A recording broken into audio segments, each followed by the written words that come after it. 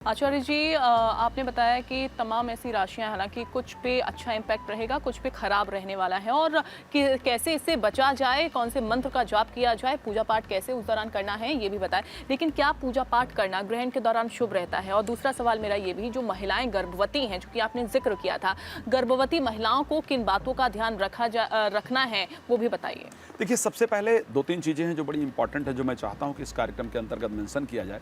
एक तो जो गर्भवती महिलाएं हैं ग्रहण के दौरान, ये बहुत लंबा ग्रहण नहीं है, रात को 1:05 पर प्रारंभ हो रहा है और 2:24 पर खत्म हो रहा है। अब हाँ, क्योंकि ये मध्य रात्रि का समय है, उस टाइम सोने का समय होता है, लेकिन शास्त्रोक्त नियम है कि ग्रहण के समय प्रेग्नेंट जो महिलाएं हैं, जो गर्भवती महिलाएं हैं, उनको सोना नहीं चाहिए, जोर से बोलना नहीं चाहिए, तेज आवाज़ में टीवी या मोबाइल इत्यादि नहीं देखना चाहिए, कुछ काटना नहीं चाहिए, कुछ तोड़ना नहीं चाहिए। इस प्रकार का वर्णन शास्त्र के अंतर्गत प्राप्त होता है।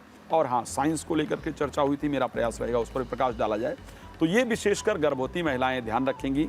खाना कुछ नहीं चाहिए उस समय, ग्रहण के समय स्पेशली कुछ खाना पीना आपको नहीं चाहिए। जनरली सूतक के समय भी कुछ लोग नहीं खाते पीते हैं, लेकिन ग्रहण के समय तो बिल्कुल नहीं खाना चाहिए, ध्यान रखना चाहिए। कोई वृद्ध है, कोई रोगी है जिसकी मजबूरी है कि उस टाइम खाना ही है, तो क्या करें, ग्रहण से पहले तुलसी का पत्ता भोजन में डाल दें, गंगा जल डाल दें। बहुत मजबूरी है खाने पीने में, तो लिक्विड कोई जो चीज़ें है, लिक्विड पदार्थ जो है उसको लिया जाए, जनरली जल्दी से डाइजेस्ट हो जाए। बिकॉज चंद्रमा और सूर्य दो ऐसे ग्रह हैं जो हमारे डाइजेशन सिस्टम से कनेक्टेड प्लैनेट हैं। सो ऐसे कंडीशन में उस टाइम पर कोई गरिष्ठ भोजन लेना वो आपके स्वास्थ्य को खराब करने वाला होता है। और ग्रहण के समय क्योंकि सूर्य और चंद्रमा की जो प्रॉपर किरण है वो हम पर नहीं पड़ रही होती है, सो ऐसे कंडीशन में जो खाना आपने खाया है उसके अधिक पॉइजन बनने का जो संयोग होता है वो बनता है। सो ऐसे कंडीशन में महिलाओं को इस प्रकार ध्यान रखना चाहिए। आपने कहा पूजा को लेकर के, कभी भी मूर्ति स्पर्श नहीं करना चाहिए। ग्रहण के समय पर यह कहा जाता है कि हमारे शरीर के अंतर्गत जो नकारात्मक शक्तियां हैं या जो विषैले कीटाणु हैं, उनके उत्पन्न होने का चांस ज़्यादा रहता है। सो ऐसे कंडीशन के अंतर्गत उस समय पर भगवान सबसे पवित्र हैं, उनको स्पर्श करना ठीक नहीं होता है। बल्कि आप कोई भी पुस्तक अध्ययन कर सकते हैं, कर सकती हैं, किसी भी मंत्र का जप आप कर सकते हैं, कर सकती हैं। तो मंत्र जप बिल्कुल किया जा सकता है, पुस्तक का अध्ययन किया जा सकता है। बस ध्यान सिर्फ आपको इतना रखना चाहिए कि मूर्ति का स्पर्श नहीं करना चाहिए, दिया इत्यादि नहीं जलाना चाहिए।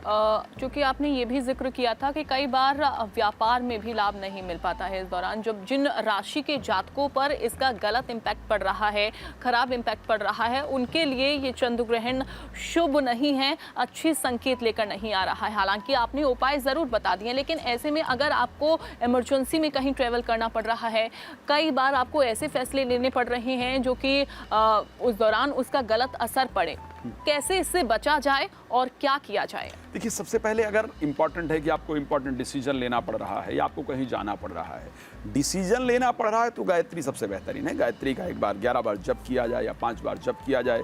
एक बार अपने नेत्रों को बंद करके भगवान का स्मरण किया जाए, उसी समय जो दिमाग में हमारे विचार आते हैं उसके अनुसार डिसीजन लिया जाए। केसर का तिलक लगाएंगे तो बड़ा फायदेमंद होगा, या चांदी के पात्र में गंगा जल डाल करके पीकर निकला जाए, वो बड़ा फायदेमंद होगा। कुशा डाल करके जल में उस जल को ग्रहण किया जाए, वो बड़ा फायदेमंद होगा। तो मान लिया जाता है कि इस समय आपको कोई डिसीजन लेना है इंपॉर्टेंट, या कहीं निकलना भी है, तो इन उपायों को प्रयोग कर सकते हैं। अगर आपके लिए पॉसिबल है कि ग्रहण में ट्रैवल आपके लिए बहुत बेहतरीन नहीं, जैसा कि अगर वृश्चिक राशि के लिए देखा जाए तो यात्रा बहुत फायदेमंद नहीं है, बिकॉज अष्टम भाव में आपके ग्रहण होने वाला है। सो ऐसे कंडीशन के अंतर्गत श्री रामचरितमानस के सुंदरकांड के दोहा नंबर 4 की चौपाई है, प्रविश्य नगर कीजय सब काजा और हृदय राखी कौशलपुर राजा। ध्यान रखिए, वैसे भी आप जब यात्रा कर रहे हैं इस चौपाई का प्रयोग करेंगे। ये उस टाइम की चौपाई जब हनुमान जी लंका जा रहे हैं। सो इस चौपाई का प्रयोग करके यात्रा आरंभ करने से आपकी यात्रा में विघ्न बाधा उत्पन्न नहीं होता है। सो ग्रहण के समय अगर आपको कोई इस प्रकार की यात्रा करनी पड़ रही है तो ऐसे करें, और कोशिश करें किसी मंदिर के सामने जाएं। भगवान को, मंदिर जनरली बंद होंगे, तो भगवान को बाहर से ही प्रणाम करके फिर अपनी यात्रा को प्रारंभ करें, आपके लिए शुभ होगा।